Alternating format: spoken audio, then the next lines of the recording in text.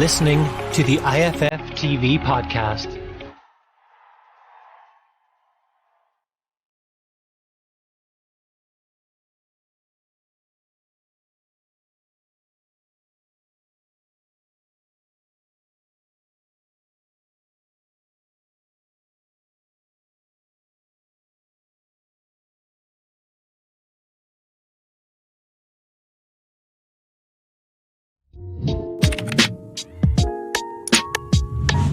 Hello, Irish Football Fan TV. I'm joined by Gary Spain for the first time since COVID began in a studio recording and talking about a game. It's the match preview, Serbia. Firstly, Gary, it's great to see you and actually be with you for the first time in so long. Yeah, it's actually great. I mean, I know it's legally allowed people back in the offices today and everything as well, and that we can do these in person for the first time since, is it February or March? Maybe we did one early March 2020.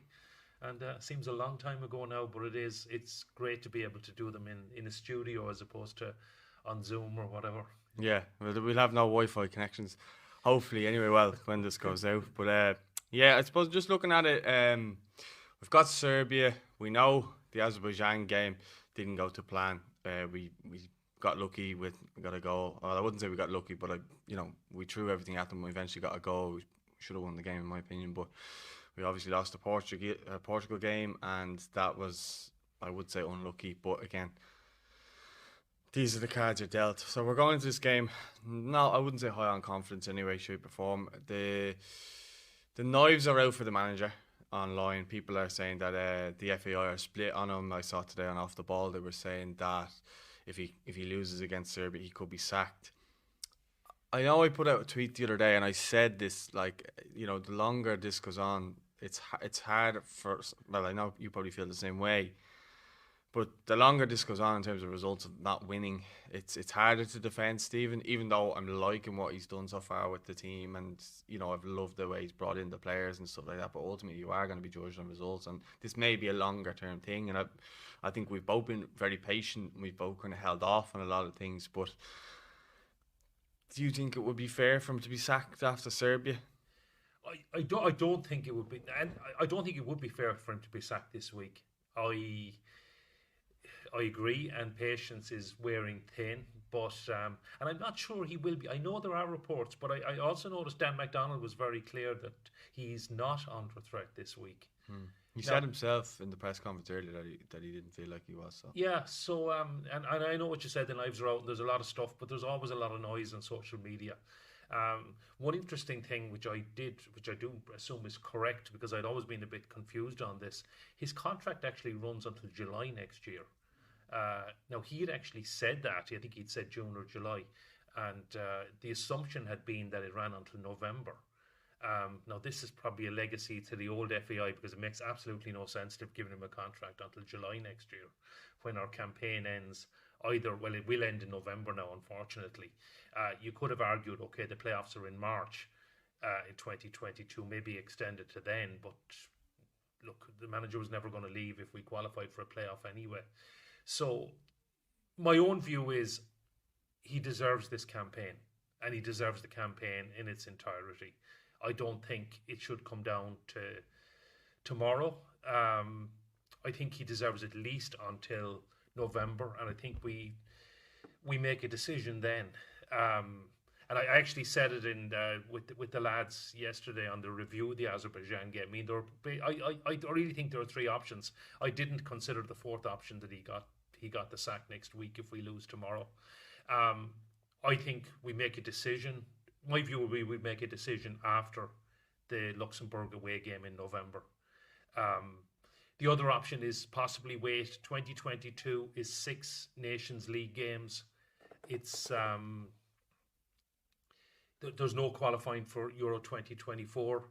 The option is possibly to wait, see how we do in the Nations League. I mean, he is under contract for the first 4 of those then. We have 4 games in June 2022. I know people have looked that far ahead. 4 of our 6 Nations League games are all in the space of a couple of weeks in June. And the third option is, and I know the fans of Stephen Kenny, and there are still people very adamant, he gets to the end of Euro 2024 come what may. Um, I'm not sure. I mean, I was delighted when he got the job. As a League of Ireland fan, it's great for the league. But yeah, the results have certainly not been as expected. There have been times, as recently as last Wednesday, when we could see the huge improvement, and then you have games like Saturday, which were frankly was a major disappointment. It's like a knockback, yeah. And as in the same way that even though we lost in Belgrade in March, I think there were green shoots. It was a positive performance, and then you go out a few days later against Luxembourg, and frankly, it was absolutely shocking. And the other thing, and again, I touched on this with the lads yesterday. Another thing that reading John Fallon in the Examiner, which is crucially important for the FAI because they are in huge debt, and we don't have a sponsor. Yeah, I think that was Ian Mallon, but yeah, it was the Examiner. Well, John Fallon has it again today in the Examiner, actually. Yeah, it was, sorry, you're correct, it was Ian Mallon originally on last Saturday's Examiner. But John Fallon mentioned it again in his article in today's Examiner, that and that is crucial for the FAI. The value of the sponsorship has gone way down. The FAI €3 million a year. They were doing that for 10 years. 30 million overall. Yeah. And now I think the FAI were looking for 2.5 million, but I think it was Ian Mallon's estimate that it was probably the real value is 1.5 to 1.75. And as John Fallon was saying, brands do not want to be associated with things that are bringing the country down. That, I mean, there isn't a feel-good factor around Irish football at the moment. I mean, frankly, there's a feel-bad factor. Now, I think there are a lot of causes for optimism. I still believe there is a good young squad of players there. I still think we have a fantastic chance of qualifying for Euro 2024. And I still hope that there is enough signs of progress that after Luxembourg in November, that a decision would be made to keep Stephen on. And but it is going to be down to the FAI board, and some of the things like the commercial reality may come into that. Now, some of the other commercial reality is Stephen has a contract. The FAI have a lot of debt, and they may not be able to afford to sack him and to pay for another manager. But my own view would be it shouldn't depend on tomorrow night's result. I mean, the other thing, tomorrow night's result, Serbia are a really good team. They're a decent side, and they may well win our World Cup group.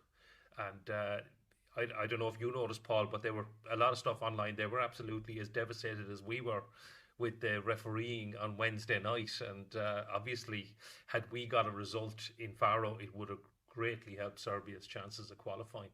But and they also helped with the ref with Ronaldo's goal, but that's a story for a different day. Yeah. But I mean, it's so that's well, that's true as well. But they also feel that they have a real chance of winning our group, and frankly, they do. If they win in Dublin tomorrow night, they have probably as close as even on a 50-50 chance of winning the group. And they've came to the Aviva and beaten us before as well, which we can remember, but that was unfortunate. But hopefully that won't be the case tomorrow. I mean, we're going into it, we're obviously without Seamus Coleman now. He picked up a hamstring injury from the game against Azerbaijan. It's disappointing because I still think he should have went with the same defence that he went that played the game against Portugal. On Bamadelli in for Dara, because he's obviously injured. I think he's out till March now, so hopefully if he is watching that he gets well soon. It'll be a big miss, I think, over the next few months as well, and probably for West Brom in terms of their title push and stuff as well. But I think Andrew, Shane and John at the back, Duffy Egan and Omar Bamadelli as the back three with the wing backs of Seamus, and I think that's what we should have went with and kept that way. I understand why you went with McLean because he's usually solid and reliable, but I think if you were basing that off his Portuguese performance, that he probably shouldn't have been in the starting lineup, in my opinion. But I think he'll probably go with McLean again tomorrow. I think maybe the more minutes he sees in McLean, he thinks maybe his standard will up again, because he kind of came late into the season with the way he signed late with Wigan and stuff like that, and then he started playing a couple of games. So I think you know, you're looking at their players. They've Vlahovic, who's a serious threat, and he's probably their best goal scorer. But the thing is, Mitrovic, when he puts on a Serbia jersey, is ridiculous for them, and he's been a thorn in their side, and obviously he turned the game in their favour the last time we played them. So yeah, I mean it's actually, and that's only two players who Mitrovic is, you know, he's starting for Fulham this season, but he was in and out of the Fulham team last season, and but he's a phenomenal goal scorer for Serbia, and he's still banging in the goals. And the thing that surprised me, I just checked, he's still only 26. He's not 27 till later this month. Feels like he's been around a lot longer. Vlahovic didn't even start on Saturday. He came off the bench. And I mean, he was linked with a 100 million move. He was linked with Manchester Real, City. he Was linked to Tottenham. Real, I heard earlier as well. Yeah. Real Madrid. So he's a serious talent, and we saw how good he was in March as well. And then they also have Luka Jovic, who went to Real Madrid for massive money. I think he's back with Eintracht Frankfurt at the moment. But I mean, and that's an attacking threesome. We might even see all three on the field at the same time. But it's a similar kind of style as a striker, yeah. So, but I mean, and if they we had one, we'd be delighted, basically. Absolutely, any one of those three would be fantastic. Then they have the likes of Dusan Tadic at Ajax, who supplying the bullets, but he ran the show against us. I mean, he was the one that, you know, opened us up, and he was the real thorn in our side. You know, I think he got the one chance, and then he was in, wasn't he? Yeah. And the other guy I really like is Filip Kostic he's at Eintracht Frankfurt still. Lovely midfielder and lovely guy to pick out a pass as well. So and they've got good quality all over the pitch. I mean, Serbia always have good quality players. Yeah. They don't always have a full 11 of real good talent, but they always have, you know, as we mentioned there about the strikers and stuff like that, and midfielders. They've always got one or two lovely little players as well that you would like in your side, and they can open you up. Yeah, and I mean, we even talked about back in March, and I mean, the issues they have is they have some issues at the back. They don't have maybe the same quality at the back that we talked about. Vidic and stuff, yeah, and Kolarov even. I mean, they're gone obviously now. I think Madic is gone as well, isn't he? Yeah. So he actually played against us in Dublin before. Yeah. So when they've lost kind of defensively that kind of quality. It's not to say they're bad defensively by any means, but that's what would give us some hope. So that would kind of imply it's not going to be 0-0 tomorrow night. Having said that, well, actually, I'd be happy at 0-0 at this stage. Having said, maybe I put the happy with a clean sheet. You mean? Yeah, I'd be very happy with a clean sheet. Yeah. But the talent they have, they have the ability to really hurt us, and they'll certainly be looking to win the game. I mean, they're coming to Dublin for 3 points. They will. The only focus they have now is it's between themselves and Portugal, 1 and 2 in the group. Obviously, we're miles off the pace, and Luxembourg and Azerbaijan have no chance either. Well, there's a couple of things there that I'd like to talk about. Like, so look, I think defensively, I think if Shane Duffy or John Egan has a really good game against Mitrovic and bullies him, we're talking about a Shane Duffy that's kind of transformed back into the old Shane Duffy of old. And he again, it was great to see him get the goal. I think his mum was in the stadium again for in the Aviva to see him for the first time since they've been back, since his father passed and stuff like that. So it was a great moment for the family and stuff like that. Shane's still playing really well. He's always been great for us. I mean, he had a bad season at Celtic, but I wouldn't say he was great for us in the last year. He was solid. He was okay, but he wasn't the Shane Duffy of old. He still looked like he was a little, maybe a half a yard off it. Yeah, I still thought, look, he didn't. I mean, look, there was obviously issues with that move to Celtic. And he wasn't really at fault, by the way. So yeah, that's what I would say. But I mean, he's come back this season at Brighton. He's been superb. He's probably been their player of the season so far. And well, if it was over after 3 games, Well, I know it's only 3 games, but he really does. He looks like the Shane Duffy of old, the Shane Duffy we know for so long, and. Obviously, he's played so well for us. He was super in Faro, and then of course he got the goal as well. I mean, by God, he's still on major goal threat, which is a bit sad. But it's but I think he's got that. Like, I think teams have that fear factor about him again now, whereas maybe they hadn't before. He's scoring in the Premier League. He's back doing well in the Premier League, as you said, and he's in it. But I think our biggest issue here, and it's always going to be the case until our players start playing at the highest level consistently. We don't have many players playing Premier League. Firstly, any of our Premier League players are not really starting for their clubs. Coleman would have been. He's out now, and he's our leader. He's out now. Doherty's not starting at Spurs. Hendrick's not starting at Newcastle. He did do well against Portugal. I was surprised that he was dropped, but maybe that's to bring him back in for this game. Then, like, even Darren Randolph's third choice, he actually addressed why Darren wasn't in. He was meant to move on deadline day, so he left him that time of grace, and he said, well, I'm not going to bring you in because you're not going to play then. So Darren will probably come back into the fold next month, so he's not out of the equation totally, but he didn't get that move. He was 2 clubs he was supposed to come on loan to, but didn't materialise, unfortunately, which would have been great because we know how important he is, and even his experience around the squad, you know. But again, all these players, they're not playing. Howard's not playing Villa. He's gone. Where's he gone now? Championship club. He signed with there, and then he's finished at Villa. Who was he? What he went to? It's gonna wreck my head now. He signed with someone. He's on deadline day. Yeah. Was it Preston? It was Sheffield United. Sheffield United. Yeah. He went. Which, of course, Sheffield United with the Irish guys. Yeah. So I just went blank there. Sorry. You can edit that, obviously. No, I'm going to keep it in. But what was I going to say?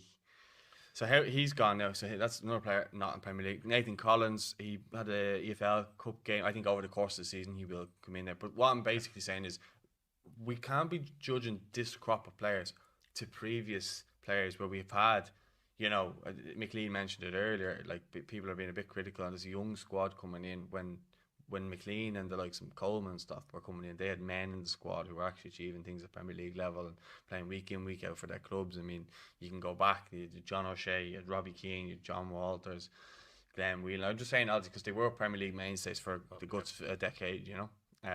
Keane maybe more and O'Shea maybe more, but like they were coming in much higher stand. Shea given, you know, the likes of these Richard Dunn, they were all there showing the lads the way in. Whereas I think obviously the younger players coming through now might be Championship and stuff like that, and some of the lads that are in there now are at that level. Some have never kicked on higher above that, some have. Okay. So I think it's harsh as well for us to be judging. And basically my point being is, you know, when Stephen maybe takes some players out after the Portugal game to rest them, to maybe bring them into this game, I'm sure that he would have loved to have Seamus Coleman in there, maybe Matt Doherty, and revert back to the team that he played against Portugal. But unfortunately, the quality of talent in terms of where they're playing their football isn't really there, and they're not playing at their club level. Yeah, I think the issue that is that they're not playing at club level, and this will be our third game in 6 days. And Stephen did mention that actually, and that's people have been a bit critical as to why Andrew Mabamedeli and Jamie McGrath, who I thought both had superb games in Faro, didn't start. And I suspect it is that the third game in 6 days. But I would have thought McGrath, because he's playing, I would have thought he would have been played, you know. Yeah. Whereas he also said hadn't been. So he also said he was watching these guys in training and seeing the effect of these games are going to have on them as well. So yeah. I mean, I was shocked. I was surprised Jamie McGrath didn't start on Saturday. But we're not seeing what's going on in training. I was surprised at Jeff Hendrick for another way, because I mean he's someone that probably gets a lot of unfair criticism in some cases from the fans. I think people maybe don't see what he does, and it is an experience. Now he can be a frustrating player as well, but I mean there was a lot of criticism when he started against Portugal. But as you said, he had a really good game. So he justified his selection, which in a lot of times in the past he hasn't. I would agree with that, and I think. I wouldn't say it's unfair criticism. I think there's times where there's been games, but I think he's like that in the Premier League as well, where games have just passed him by, and he's struggled to get into games, and people want more from him because, again, he's a Premier League player in our squad. So I think that's why people look at it like that. But he is one of the few players that we do have playing regularly in the Premier League as well. Just not this season so far. Yeah.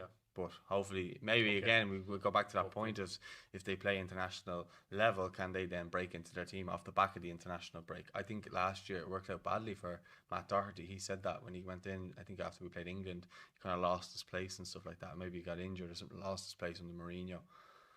So it can have 2 different ways. In fact, Coleman's going to lose out in his place now because he's injured going back to Everton, and every single time he seems to go away on international duty, play a couple of games and then go back, he tends to get injured. Everton haven't got a right back now or a replacement right back. I think John Joe Kenny's there, but they don't really fancy him.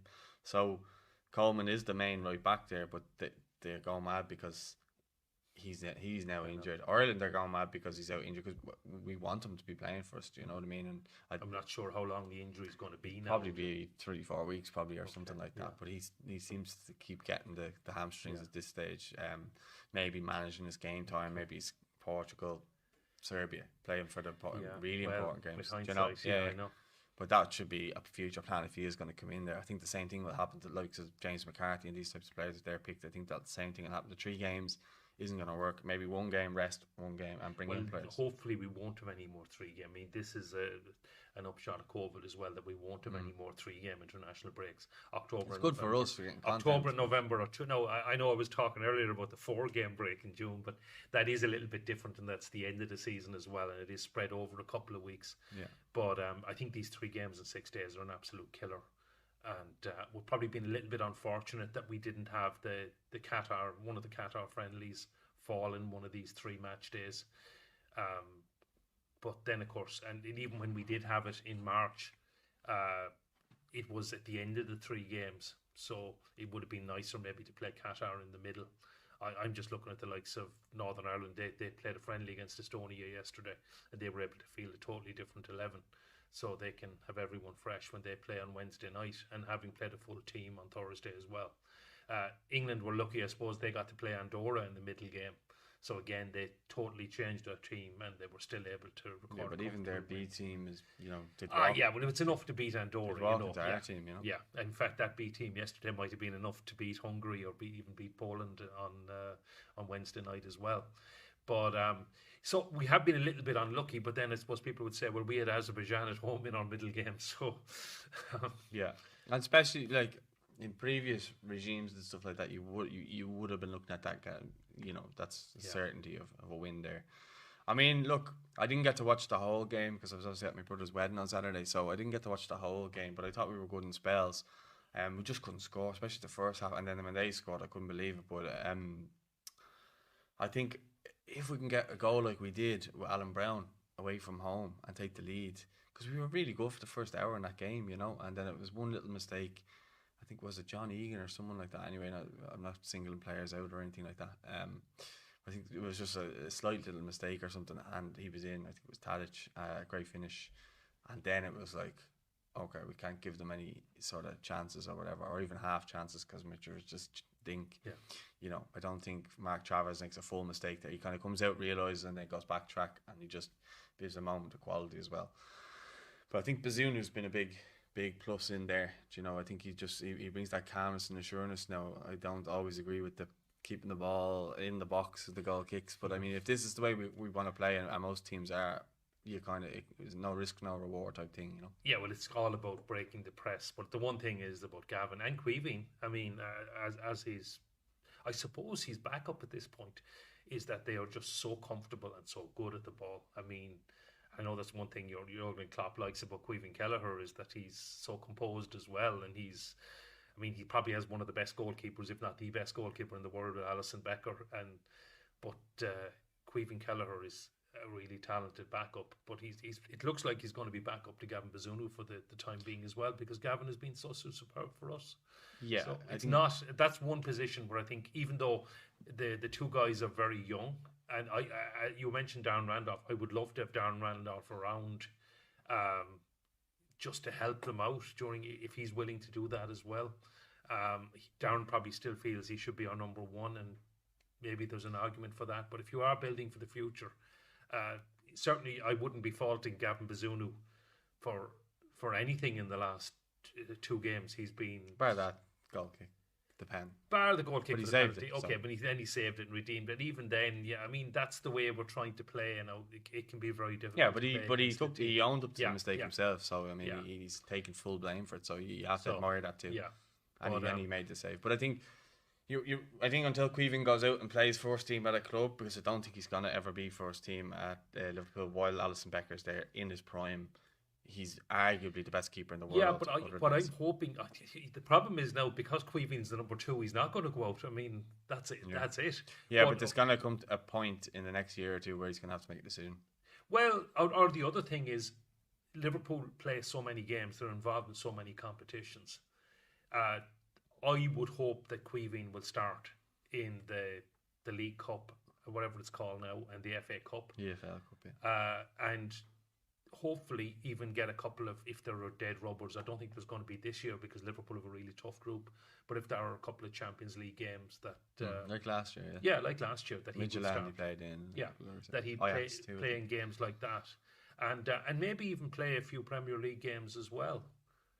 And Alisson Becker is a fine keeper, but he does get injured as well, so so I agree there might have to be a decision, but if you're number 2 at Liverpool, being there with one of the best managers, the best coaches, fantastic setup, and learning from the very best. Game time. It's been my only argument. Yeah, I mean he needs. Well, you're right in what you're saying. Yeah, I just think. And I mean, you mentioned Matt Doherty there, who also needs game time. But again, Tottenham, okay, at a lower level, but they're going to be in the Europa Conference League. They're going to have all these cup ties as well. So I think Matt Doherty will probably get enough game time, even if he's not first choice right back. I think he will break into the team soon. I think your man Tanganga has just started off the season really well, and he can't drop him, which is fair. Which is a fair point. He came in against City, helped to get a clean sheet, helped win the game, and he's kind of just kicked on from there. I think he's more of a centre back anyway. I think there'll be games where if Matt can come in and hit the ground running, I think he'll be fine for them. I think he'll get 2 good seasons out of him with Nuno, I would say, but time will tell on that one. I just think, looking at, I suppose, just to finish off with tomorrow, looking at it, I mean, James Collins came off the bench against them, made a difference. Obviously helps score that, get that goal for Shane Long. Does he come in for Adam Ida, who we spoke about, players who have not been playing a club and come in? I think maybe Youth's on his side there. Aaron Connolly, I was surprised. I know he went off the other day, but I don't think he's injured. I think no, that was tactical. He didn't have a good first half on Saturday. Yeah. So just frustrated. Yeah, but I thought he played well on Wednesday in Faro. I know he got a bit of criticism for that. Yeah, I was surprised myself. But I would accept that he didn't have a great first half against Azerbaijan. I thought Adam Ida was superb, and he's had 2 really, really good games. I know what you're saying about it, and I mean, I know I'm contradicting myself. I wouldn't drop him now myself. I'm contradicting myself in talking about the 3 games in 6 days for people who haven't had game time. But as you say, Youth is on his side, and frankly, he's looked as good as I've seen him in a green shirt. And I actually saw Adam quite a bit, even I went to the under-17 tournament in England in 2018 when it was himself and Troy Parrott up front. Yeah, and that was the team, if anyone was listening, when Jimmy Cork got sent off in the penalties. Yeah, the penalty shootout against Holland, And I mean, Troy was probably the star of that tournament. Adam looked really good in patches and then missed some chances, but Adam really seems to have kicked on so much, and he looked really good in Portugal, and he was superb, particularly in the first half against Azerbaijan. So I wouldn't. Now again, Stephen has seen these players in training, so it does make a difference, and we're only seeing them in the flesh at the games. But I wouldn't be. I would like to see Adam Ida still start. I wasn't saying it in a critical way. Oh, I know. I appreciate that, but but again, it is. I'd like to see Jamie McGrath come back because I thought he had a really good game in Faro. Would you bring Troy in, keep him in that position, or would you bring in McGrath instead of him? Because that seemed to be kind of the way it was, isn't it? Yeah, maybe. Yeah, you see, I'm not. It's funny, Troy's had a great start to the season at club level, but that was maybe he's been a centre forward. Yeah. Does he go with a 2?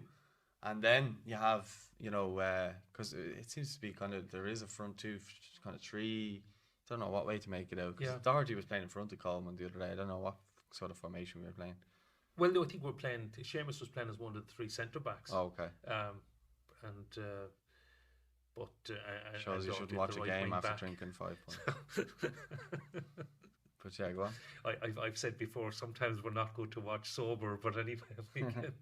Yeah, but look, okay, I appreciate that. But if he goes with a 2 of out and out forwards, because Connolly then where would he have been fitting in? Because Troy seemed he was behind them, that's that number 10. But if he went with him, you've got Robinson. We actually do have kind of options this time around up front, but the only thing is they're just not scoring. But they're good options as well, because you've got pace with Robinson and even Ida. You got Robinson, Connolly, Ida, all of pace. I would say Troy has pace, but he's better on the ball.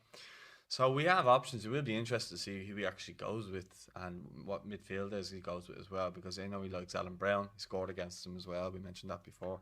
Yeah. He came off the bench tonight. Didn't really do anything. It was a bit late in the game for him to try to affect it. Really, I think he just prevented a counter attack. That was all he did by pulling some fella down. I The saw other that. option is Darryl Horgan, who we brought off the bench as well. He wasn't on good. Saturday, but How many times did he kick the ball out of play? Like, so yeah. Well, I mean, I think that was a general malaise on Saturday. I don't think we played that well. I mean, Horgan certainly tried hard, and I mean, he was over and back on the two different wings. But I mean, yeah, I don't workhorse. think. Yeah, I don't think he's going to start. But I mean, he may be an option. I know Stephen normally likes him, and he hasn't. He has done well for Stephen in the past. But yeah, I probably didn't do enough on Saturday to force his way into the starting 11.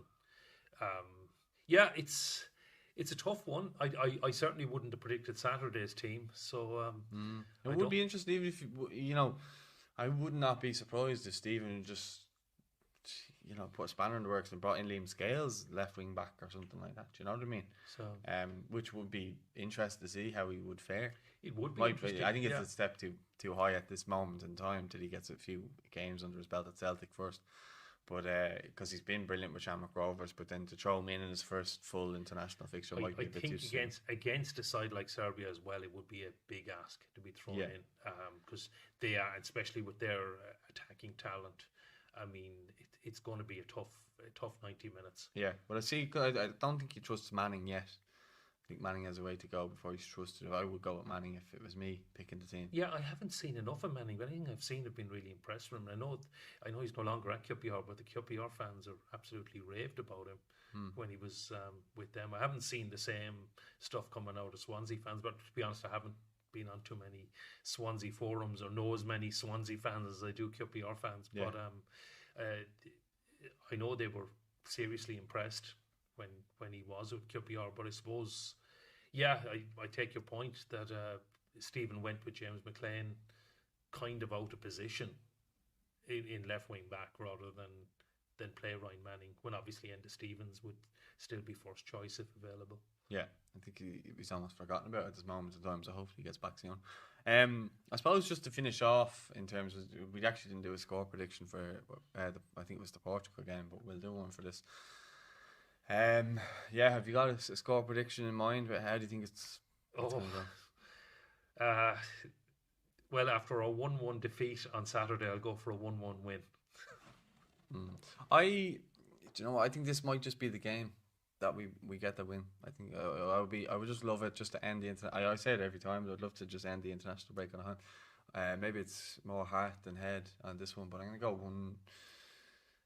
2-1 to us. Okay, I hope you're right. A win would be fantastic. I'd actually be very happy with a draw. I think a draw would be a decent end to the international break. Take the pressure off Stephen, and we could go to. Do you think a draw takes the pressure off him? Oh, I think it. Well, I think it should. I think. I think. And I'm not sitting here. Well, I actually do. I think it. I think it should, and I think it would.